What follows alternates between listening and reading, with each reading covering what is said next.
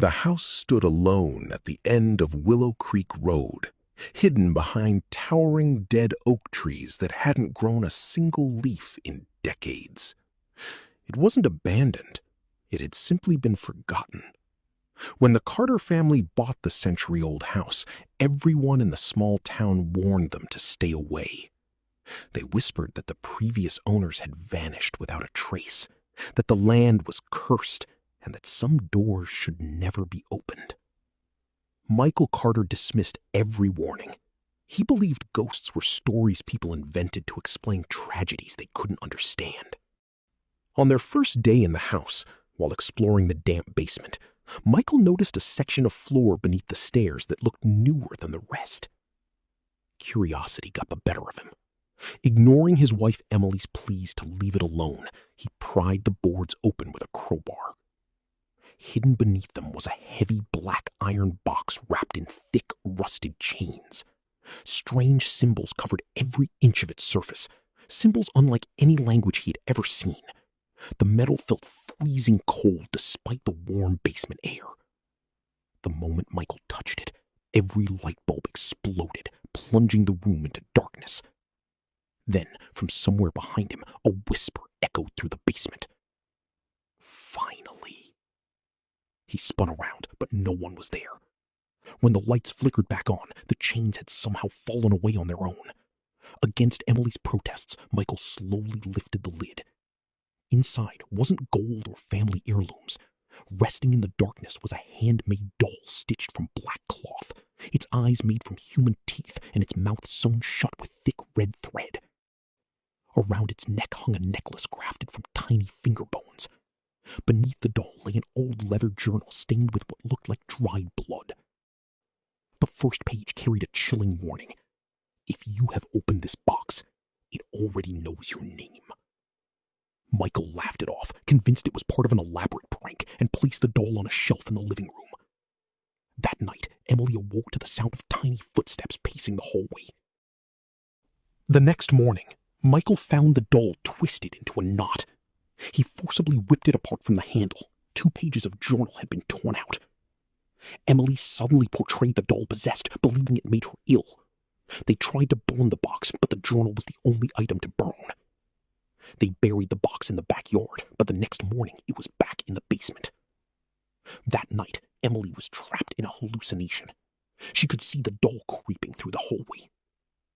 Michael slowly captured the doll in a trap and placed it in a wooden box. The next morning, the box was broken. Michael decided to bury the box in Indian ground. When he pointed to Emily, she was gone. The next morning, the box was inside their bedroom. Assuming it was their young daughter, Lily, she checked her room only to find the little girl fast asleep. Yet the footsteps continued. When Emily looked into the hallway, she saw the doll standing at the far end, staring directly at her. Terrified, she screamed for Michael. He searched the house, but when he returned, the doll had somehow reappeared on the shelf exactly where he had left it. The following morning, Lily quietly asked her father, "Daddy, who is the man with no eyes standing behind Mommy?" Emily turned around in panic, but there was no one there. Lily simply smiled and whispered, "He says he came out of your little box." From that moment, the nightmare truly began. Their dog refused to enter the house and disappeared into the woods forever. Mirrors throughout the home began reflecting a tall, hooded figure standing behind the family, although he never appeared in real life. Every reflection showed him holding the black doll in his hands. Michael finally opened the journal and discovered page after page written by previous owners, each describing the same terrifying events.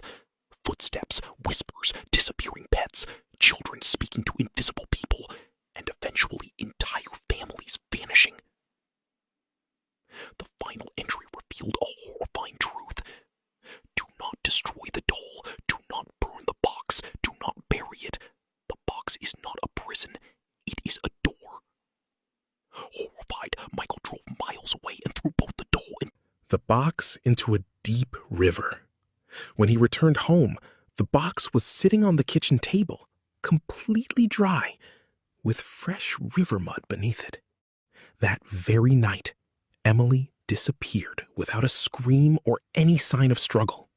The only evidence was a trail of muddy footprints leading into the basement. Police searched for days, but found nothing except a second doll inside the black box. This one, wearing Emily's wedding ring. Consumed by guilt, Michael tried burning both dolls, but the flames turned blue before dying on their own, leaving the dolls untouched. Soon whispers filled every room, repeating the same chilling words. Feed us. One more. One more. Michael stopped sleeping. His face grew pale, and neighbors noticed him speaking to empty corners of the house. Then Lily disappeared as well. Her bedroom was locked from the inside, and all that remained was a fur doll holding her favorite teddy bear. Desperate for answers, Michael returned to the journal and uncovered the box's true origin. More than 2 centuries earlier, deep within the Louisiana swamps, a powerful practitioner of forbidden voodoo had created the box during a ritual meant not to imprison evil, but to feed it. Every family who possessed the box became a sacrifice.